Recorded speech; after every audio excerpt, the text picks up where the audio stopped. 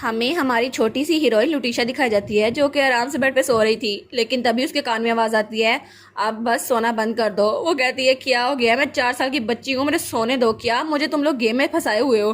तो तभी वहां पे एक नोटिफिकेशन थी। वो कहती है क्या ये नोटिफिकेशन, वहां पे लिखा था सेल्फ रिवेंज, अभी सोने का वक्त नहीं है, ड्यूक फेराथन प्लान कर रहा है मार्कोस ट्रेंको को डिफीट करने का, तो तुम्हें भी इसमें हिस्सा लेना चाहिए। वो कहती है क्या फादर फोर्सेस ज्वाइन कर रहे हैं, हाँ हाँ मेरे फादर तो सबसे ज्यादा बेस्ट है, वो ये कर सकते हैं, है ना। लेकिन वहां पे नोटिफिकेशन थी, क्या तुम एक्साइटेड नहीं हो जेनवन सोडा के लिए, और तुम्हारे सेल्फ रिवेंज का टाइम आ गया है। वो कहती है क्या सेल्फ रिवेंज, लेकिन मुझे ये करने की जरूरत क्या है, और वैसे भी मुझे सोडा पसंद तो है, लेकिन आखिर 4 साल की बच्ची क्या ही रिवेंज ले सकती है। और वहां पे कंडीशंस थी, अगर तुमने मार्को से अपनी प्रॉपर्टी वापस ले ली तो तुम्हारे पास बहुत ज़्यादा चीज़ें आएंगी, माना क्वेरी ओनरशिप भी, माना स्टोन एक्सकवेशन अथॉरिटी भी। वो कहती है क्या, लेकिन मैं करूं कैसे। और वहां पे उसका क्वेश्चन रिजेक्ट हो गया था। वहां पे लिखा था अगर तुमने ये किया तो तुम्हारी पेनल्टी इस मिशन के दरमियान हट जाएगी। वो सोचती है पेनल्टी हट जाएगी, बस मुझे यही तो चाहिए था। लेकिन वो कहती है ठीक है, तो मैं सोडा क्वेस्ट को पूरा करूंगी, मैं ये करके रहूंगी, चैलेंज एक्सेप्टेड। और वो नन्हे नन्हे कदमों से अपने बेड से उठते हुए वहां जाती है और मेज से वही किताब निकाल लेती है जो उसने बिल्कुल नहीं कर दी थी। और वहां पर नोटिफिकेशन आई थी, क्या आप अपने नावल कूपन से नावल समन करना चाहती हैं। तो वो कहती है हाँ बिल्कुल, मुझे एक एबिलिटी समन करनी है। तो वहां पर लिखा हुआ था आप अपने नावल का नाम ले जो आप बोरो करना चाहती है। और तब वो नावल का नाम लेती है और कहती है ठीक है, मुझे एबिलिटी चाहिए और हीरोइन की पावर्स में से मुझे कोई ना कोई पावर चाहिए। और तब वहां पे मैजिक हुआ था। वो कहती है क्या ये हो गया, और तब बुक बन जाती है। वो सोचती है मैंने समन कर लिया ना, लेकिन यहाँ पे तो कुछ लिखा भी हुआ है। और तब वो कहती है लेकिन मैंने कभी भी नहीं सोचा था मैं इस नावल को समन करूंगी। और तब हमें बताती है इस नावल में तो एक हीरोइन थी और बहुत ज्यादा हीरो थे, और सब लोग उसको पसंद करते थे, लेकिन हीरोइन के पास बहुत ज्यादा पावर्स थी, इसलिए वो किसी हीरो के पास नहीं गई। और वो सोचती है कितना फनी है ना, मैं 4 साल की होकर ऐसी बुक्स पढ़ती रही हूँ। और तब वहां पे लिखा था आप अपने लेवल के तौर पर 5 एबिलिटीज को एक्सप्लोर कर सकती हैं। वो कहती है फाइन, मैं फिर लूंगी। और तब वहां हार्ट उड़ते हुए आ रहे थे, कोई रेड कलर का था, कोई पर्पल कलर का, कोई ब्लू और कोई येलो। वो कहती है वाओ मेरे पास एबिलिटीज आ जाएगी। लेकिन तभी नोटिफिकेशन आती है आपका करंट लेवल और एज के हिसाब से आप सिर्फ एक एबिलिटी चूज कर सकती हैं। वो कहती है हैं सिर्फ एक, इसका क्या फायदा। लेकिन वो कहती है ठीक है, मेरे पास फीलिंग है, मैंने बहुत ज़्यादा फैंटेसी नॉवेल्स पढ़े हैं, तो ठीक है मैं इस एबिलिटी को चुनूंगी। और तब वो उनमें से ब्लू कलर वाला हार्ट चूज कर लेती है और वो एबिलिटी उसके पास आ गई थी। और वहां पर था ठीक है एबिलिटी आपके पास आ चुकी है, इसकी वजह से आप किसी के भी फीलिंग्स के बारे में पता कर सकती हैं। वो सोचती है उस नावल में हीरोइन के पास भी तो ये ताकत थी ना, इसकी वजह से वो किसी के भी इमोशन को पता कर सकती थी और माइंड रीड कर सकती थी। लेकिन वहां पर तभी नोटिफिकेशन आती है नावल अभी तक अनफिनिश्ड है, तो इस नावल की लिमिटेड इन्फॉर्मेशन हमारे पास है, इस वजह से आपके पास जो पावर है वो रिड्यूस कर दी गई है। वो कहती है क्या रिड्यूस कर दी गई है, लेकिन आखिर क्यों, मेरे साथ ऐसा क्यों होना था, लेकिन मेरी एबिलिटी अगर काम नहीं तो मैं क्या करूंगी। तब वो वहां जाती है और रस्सी नीचे करते हुए कहती है ठीक है तो चलो मैं अपनी इन्वेस्टिगेशन को पहले स्टार्ट करती हूँ।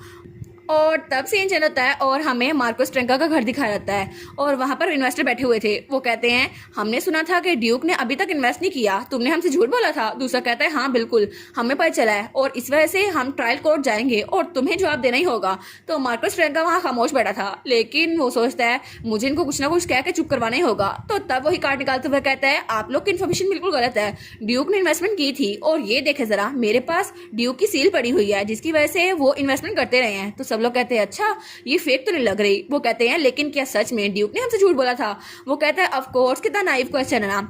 आप लोग को लगता है कि इन्वेस्टर के पर्सपेक्टिव से आपने अभी तक कोई भी इन्वेस्टिगेशन नहीं की, मेरे पास ये प्रूफ है, देखे सही हमारे पास प्रॉफिट हो सकता है अगर हम लोग अभी तक इन्वेस्ट करते रहे। और अपोनेंट तो फेराथन है, और आपको सच में लगता है कि ड्यूक फेराथन जो इतना ज्यादा खतरनाक है वो किसी ऐसी चीज में इन्वेस्टमेंट करेगा, ऐसा कभी नहीं हो सकता। तो सब लोग कहते हैं हाँ हाँ कह तो ये सही रहा है। तो वो कहते हैं अच्छा लेकिन अगर ड्यूक ने तुम्हारे साथ इन्वेस्टमेंट की है तो उसका कॉन्ट्रैक्ट तो होगा ना, हमें वो कॉन्ट्रैक्ट ला के दो। वो कहता है क्या कॉन्ट्रैक्ट, लेकिन वो उनसे कहता है क्या आप लोगों से जो मैंने कॉन्ट्रैक्ट साइन करवाए हैं आप मुझे वो दिखा सकते हैं। वो कहता है हाँ हाँ ये कह तो गलत नहीं रहा, लेकिन वो कहता है ड्यूक फेराथन कभी भी ये सील मुझे नहीं देता, अगर उसे पता होता कि मैं इसके साथ कुछ छेड़छाड़ करने वाला हूँ।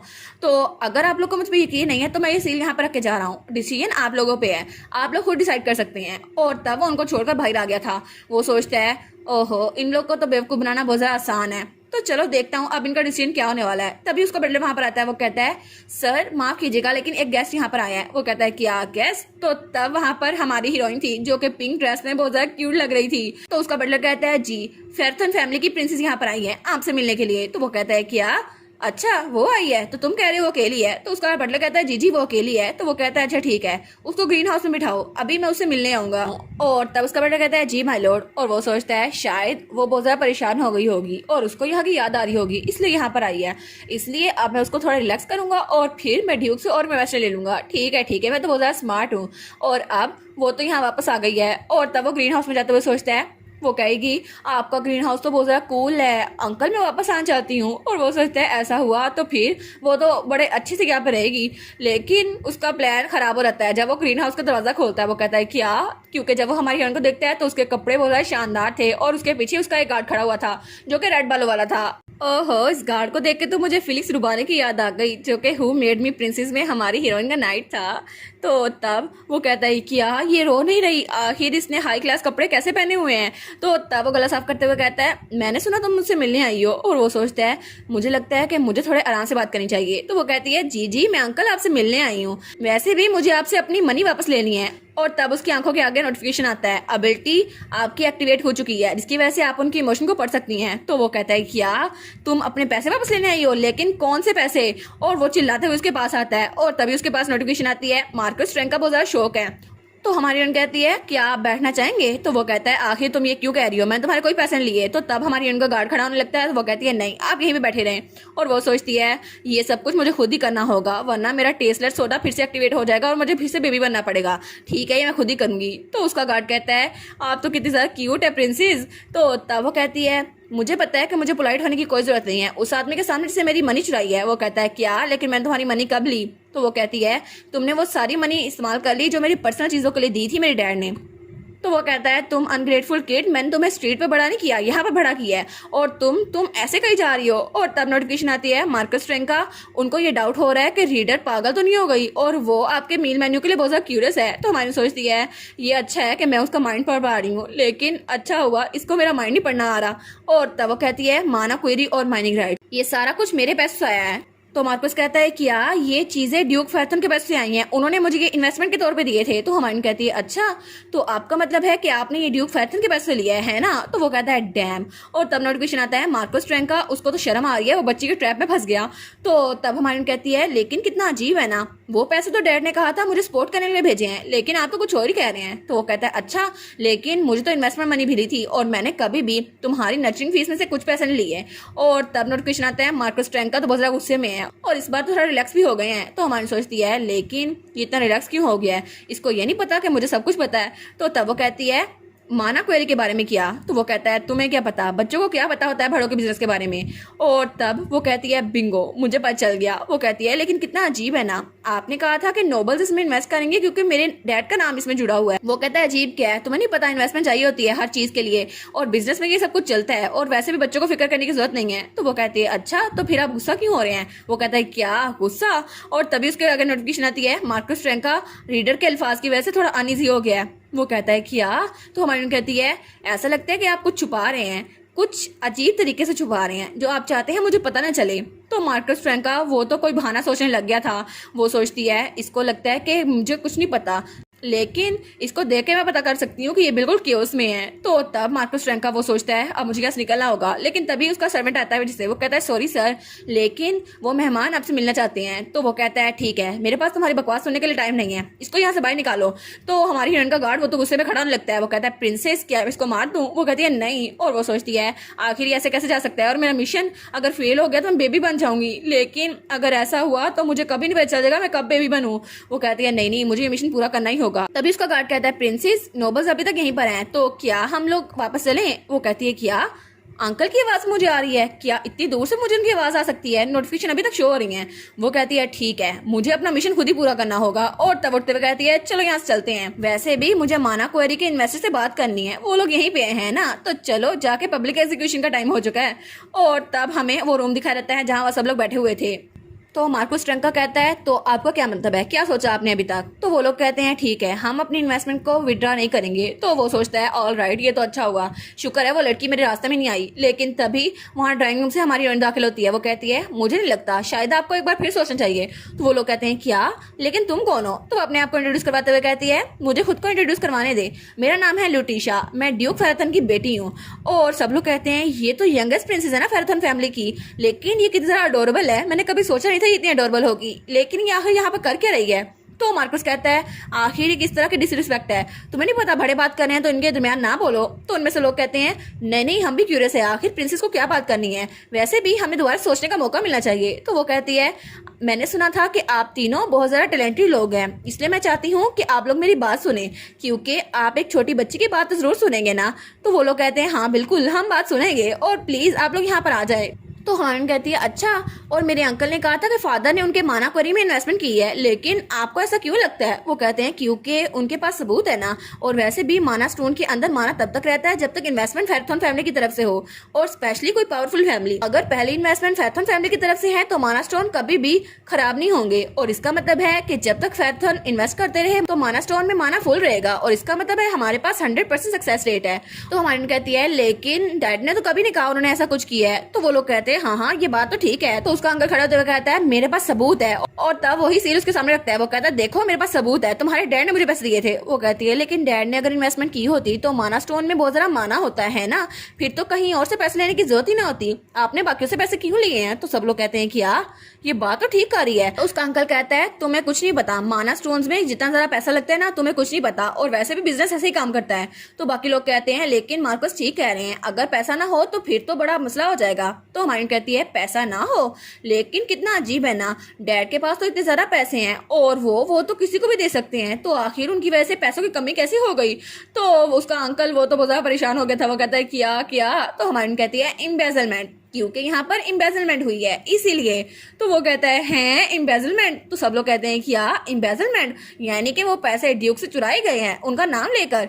और वो तीनों के तीनों कुछ सोच में पड़ गए थे। तो वो लोग कहते हैं लेकिन फिर भी चाहे जितना मर्जी माना स्टोन हो उनके लिए पैसों की जरूरत तो पड़ती है ना। तो हमारी कहती है हाँ हाँ, लेकिन अगर उन पैसों की जरूरत पड़ती है तो मेरे फादर वो प्रोवाइड कर सकते हैं, है ना, तो आप लोगों से इन्वेस्टमेंट लेने की क्या जरूरत है। वो लोग कहते हैं हाँ हाँ लगता तो ऐसा ही है। तो हमारी कहती है या फिर डैड को इन्वेस्टमेंट की जरूरत है अंकल से, मुझे तो ऐसा नहीं लगता कि उन्होंने उनको इन्वेस्टमेंट दी होगी। तो उसका अंकल तो बड़ा शौक हुआ था। वो कहता है ये आखिर ऐसा क्यों कही जा रही है। तो हमारी कहती है लूलू तो बहुत ज्यादा क्यूरियस है, आखिर उन्होंने बाकी लोगों से इन्वेस्टमेंट क्यों ली, क्योंकि वो तो सिर्फ अर्न कर सकते हैं ना, थोड़ा थोड़ा थोड़ा बस। और ये सारी की सारी बातें उसके अंकल के सर में चुभ रही थी। वो सोचता है आखिर क्यों ये ऐसी बातें क्यों की जा रही है, मेरी सारी इन्वेस्टमेंट भगाएगी ये। तो तभी नोटिफिकेशन आती है मार्कस ट्रंका तुम्हारे लेवल ऑफ एजुकेशन के लिए बहुत ज्यादा फिक्रमंद है। वो सोचती है हाँ मैं तो इससे भी ज्यादा जानती हूँ। तो तब वो एक चेकबुक करते हुए कहती है क्या मेरे फादर के पास पैसों की कमी है। वो कहता है क्या बुक चेक, इसके पास बुक चेक कहाँ से आ गया। तो वो कहता है इसको मुझे दो, और वो उसको लेने के लिए हाथ आगे बढ़ाता है, लेकिन तभी उनमें से एक उस बुक चेक को पकड़ लेता है। वो कहता है इस बारे में सोचना भी मत। और तब वो कहता है क्या मैं इसको देख सकता हूँ। तो हमारी कहती है जी जी आप देख सकते हैं। और जब उसको देखता है तो हमारी कहती है आखिर क्यों मेरे फादर के पास इतने पैसों की कमी क्यों हो गई, और पिछले कई सालों से ड्यूक फेरेंथा के पैसों में से कमी थोड़ी थोड़ी होती जा रही है। वो कहता है हाँ ये लिखा तो सच हुआ है। और तब नोटिफिकेशन आता है मार्कस ट्रंका तो आपके पेरेंट्स के बारे में बहुत ज्यादा फिक्रमंद है। वो सोचती है हाँ मेरे पेरेंट्स के बारे में फिक्रमंद ही होगा क्योंकि मुझे इतनी अच्छी इन्फॉर्मेशन जो मिल रही है। वो कहता है मेरे फादर तो एब्सोल्युटली कभी भी पैसे को मिस नहीं करेंगे। और तभी फिर से नोटिफिकेशन आती है मार्कस ट्रंका आपका मुंह बंद करना चाहते हैं। वो सोचती है हाँ हाँ कैसे बंद करेगा। तो मार्कस ट्रंका बड़े गुस्से में आया हुआ था। वो कहती है अगर मेरे डैड के पास इतने पैसे हैं और उनके पैसे गुम हुए भी हैं, फिर भी एक लोअर ग्राउंड से उनको इन्वेस्टमेंट क्यों चाहिए होगी।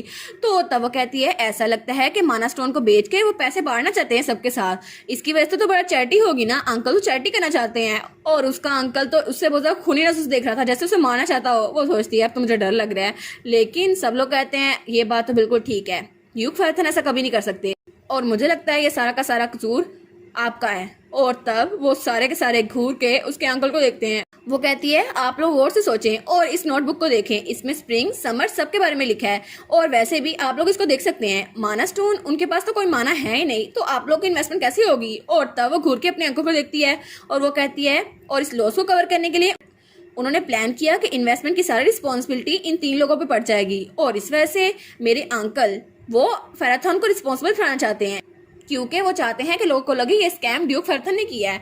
वो कहती है अहम, तो सारी मिस्ट्री अब हल हो गई है क्योंकि सच बिल्कुल सच है। तो अंकल आप मेरे पैसे कब वापस करने वाले हैं? तो उसका अंकल घूर के उसकी तरफ देखता है तो वो कहती है एम्बेजलमेंट के पैसे जो आपने मेरे डैड से लिए थे आखिर मुझे कब लौटाने वाले हैं? और तब वो तीनों बाहर चले गए थे और वो अपने अंकल के सामने बैठी हुई थी। वो कहती है सच में आप ओनरशिप ऑफ माना स्टोन मुझे वापस करने वाले हैं, ये तो बड़ा अच्छा हो गया। और तीनों उसको कह गए थे कि इसके साथ सही से करना, इसको सारे के सारे राइट्स वापस दो। वो कहता है लेकिन आखिर ये 4 साल रिक्वेस्ट के लिए पूरे नहीं थे, मैंने तुम्हें इतने साल संभाला है। वो कहती है फिर भी लूलो को तो आपके फेस की फिक्र हो रही है, अगर डैड को पता चल गया तो आपको कितना सा नुकसान होगा, है ना? और वैसे भी आपको तो मुझे पे करना है ना, सच में आपको तो मुझे पे करना है। और नोटिफिकेशन आती है मार्कस ट्रैंका चाहता है कि आपका फेस और उनकी मुट्ठी आपस में कोलाइड हो। वो कहती है अच्छा रिस्पॉन्स है, वो मुझे मुक्का मारना चाहता है लेकिन मारेगा नहीं। वो कहती है ठीक है आपको ज़्यादा जल्दी नहीं है, ये मजाक नहीं था, है ना? तो ऐसा लगता है कि आप मुझे मेरी चीज़ें वापस दे देंगे, सारे के सारे पैसे। तो वो अपना सर पकड़ लेता है। वो कहता है आहा अब मुझे ये करना ही पड़ेगा। वो कहता है ठीक है तुम्हें जो कुछ भी कहना है कहो और भाई चले जाओ। तो वो बड़ी लंबी लिस्ट पकड़ा देती है उसको। वो कहती है कि मुझे और भी कहने की जरूरत है? वो कहता है नहीं कुछ भी कहने की जरूरत नहीं है, मैं तुम्हें तुम्हारे पैसे और राइट्स अभी वापस देता हूँ। और उसके बाद हमारी हीरोइन अपने राइट्स और सारे डॉक्यूमेंट्स लेकर बाहर निकल आई थी। वो कहती है बड़ा अच्छा हो गया, मैंने तो उसको हरा दिया, अब तो मुझे चाइल्डिश बिहेवियर भी करना पड़ेगा। तभी वहां पर वो तीनों आते हैं। वो कहते हैं प्रिंसेस, तो तब वहां पर रुकती है। तो वो कहती है लुटिशा यहाँ पर है, आप लोगों से मिलकर बड़ी खुशी हुई। तो वो लोग उसकी तरफ हटते हैं। वो कहते हैं ये कितनी ज्यादा क्यूट है ना। तो हमारी कहती है हाँ बिल्कुल, मेरी मॉम ने मेरा नाम रखा था और मैं 4 साल की हूँ, देखे ना। और ड्यूक फेराथन मेरे डैड वो तो बहुत ज़्यादा अच्छे हैं। तो सब लोग कहते हैं ऐसा लगता है ड्यूक फेराथन की वारिस बहुत ज़्यादा अच्छी होने वाली है और ये तो यंगेस्ट प्रिंसेस है ना। लेकिन उनमें से एक कहता है आखिर एक मसला है, ड्यूक फेराथन मार्कस ट्रैंको को इतने पैसे देंगे क्यों, उनके पास वो चेक क्यों था? तो हमारी कहती है मुझे पता है, मैं बताऊँ आप लोग को। और तब वो कहती है क्योंकि, तो वो लोग कहते हैं क्या हुआ? तो तब उनमें से एक उसके पास कान करता है। तो वो कहती है क्योंकि मेरे डैड मुझे बहुत ज़्यादा पसंद करती हैं इसलिए। तो वो लोग कहते हैं कितनी क्यूट है। तो हमारी कहती है ये तो सीक्रेट नहीं है, मेरे डैड मुझे बहुत ज़्यादा पसंद करते हैं और मैं भी उनको बहुत ज़्यादा पसंद करती हूँ। तो उनमें से एक कहता है क्या किसी दिन आप हमारे घर आ सकती हैं, मेरी बेटी आपकी उम्र की है, आपको उसके साथ खेल कर बड़ा अच्छा लगेगा। वो कहती है हाँ मैं आ सकती हूँ, लेकिन मेरे डैड सबसे ज़्यादा कूल है, मुझे उनके साथ रहना पसंद है। तो तब उनमें से कहता है क्या आप मेरे घर आ सकती हैं, मैं आपको चॉकलेट दूंगा। तो उनमें से एक कहता है आप आखिर ऐसे कैसे बिहेव कर सकते हैं, आपको तो बच्चे पसंद भी नहीं थे, अभी क्यों ऐसे कर रहे हैं? तो हमारी कहती है हाँ बिल्कुल। और तब पीछे से उसका गार्ड आता है। वो कहता है लेडी मुझे लगता है काफी देर हो रही है, अगर ऐसा हुआ तो आपके डैड बहुत ज्यादा फिक्रमंद होंगे। वो कहती है ठीक है मैं फिर कभी आ जाऊंगी चोको केक खाने के लिए, अभी मुझे जाना होगा। वो लोग कहते हैं ठीक है ये तो बहुत ज्यादा अडोरेबल है। और तब उनमें से एक कहता है ऐसा लगता है मैं प्रिंसेस को पहले कभी देखा हुआ है, लेकिन कहाँ पर? तो दूसरा कहता है हो सकता है कहीं पे देखा हो। और तब वो सोचता है जब वो कुछ अर्से पहले यहाँ पर आया था और प्रिंसेस वहां पर सफाई कर रही थी, वो सोचता है नहीं ऐसा हो नहीं सकता, वो ये हो ही नहीं सकती। और तब उनमें से एक कहता है ऐसा लगता है ड्यूक की वारिस बहुत ज्यादा अच्छी होने वाली है और ड्यूक की प्रिंसेस वो तो बहुत ज्यादा टैलेंटेड है। और हमारी हीरोइन खुशी खुशी वहां से जा रही थी और तब तक उनकी बग्गी उनके महल में पहुंच चुकी थी। तो तब वो वहां से नीचे उतरती है। तो उसका गार्ड कहता है लेडी आप तो मार्कस के मैंशन में बहुत ज्यादा कूल थी। और वो कहता है बहुत ज्यादा अच्छा हुआ ना कि आप इतनी ज्यादा प्यारी हैं, हालांकि आपका बड़ा भाई जो तीसरे नंबर वाला है वो तो बहुत ज्यादा शैतान था, उसने तो 2 साल की उम्र में एक मॉन्स्टर को मार दिया और मुझे वहां से निकालना पड़ा वहां से। वो कहती है क्या 2 साल की उम्र में मॉन्स्टर को मारा? तो वो रोते हुए कहता है लेकिन आप तो इतनी ज्यादा क्यूट है ना, 4 साल की हैं फिर भी बड़ों की तरह बातें करती हैं। तो हमारी कहती है ठीक है रोना बंद करो। तो तब उसको नीचे बिठा लेती है। वो कहती है रोने वाले बहुत ज्यादा अगली लगते हैं। और तभी वहां से कोई चल के आ रहा होता है। तो तब वहां पर हमारा ड्यूक था जो बड़े गुस्से से उसकी तरफ देखता है। वो कहता है ऐसा लगता है कि ये बहुत ज्यादा वार्म और अफेक्शनेट है कि तुम बिल्कुल मेरी बेटी के साथ फैमिली की तरह ट्रीटमेंट कर रहे हो। तो वो डर जाता है। वो कहता है सर मेरा ये मतलब नहीं था। तो हमारी लुटिशा कहती है डैड मैं वापस आ गई।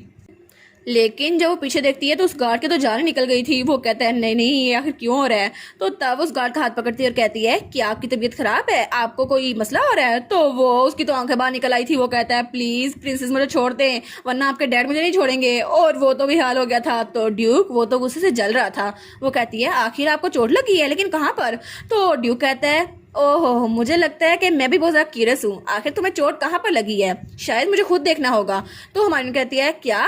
और तब ड्यूक उसको खींच के वहां से ले जाता है। तो हमारी कहती है लगता है कि ड्यूक उसके साथ बहुत ज्यादा बुरा सलूक करने वाले, लेकिन बस कुछ ज्यादा बुरा ना करें। और तब उसे आवाज आती है यंग लेडी। वो कहती है क्या? और वहां पर बटलर और उसकी दोनों मेड्स थी। वो कहते हैं वेलकम बैक लेडी। वो कहती है क्या? और तब वो लोग कहते हैं हमने तो आपके लिए टी और केक प्रिपेयर किया है, प्लीज़ आप हमारे साथ चलें। तो वो कहती हैं हाँ, मैं वापस आ गई। और मेरा घर जहाँ पे सब लोग मुझे वेलकम करते हैं मुझे बहुत ज़्यादा पसंद है, तो तुम लोगों से दोबारा मिलकर बहुत ज़्यादा खुशी हुई। और हमारी हीरोइन सोचती है ये तो बड़ा अच्छा हुआ ना, मैंने पहली बार अपनी एबिलिटी को भी यूज़ किया जो मुझे यहाँ रीइंकार्नेट होने के बाद मिली है, और अब तो मेरे पास माना राइट्स भी आ चुके हैं। अब तो मैं सच में बहुत ही ज़्यादा अमीर हो चुकी हूँ और मेरे पास इतनी प्यारी फैमिली है। डैड तो प्यारे हैं ही, ये बटलर और मेड्स भी कितनी ज़्यादा प्यारी है ना।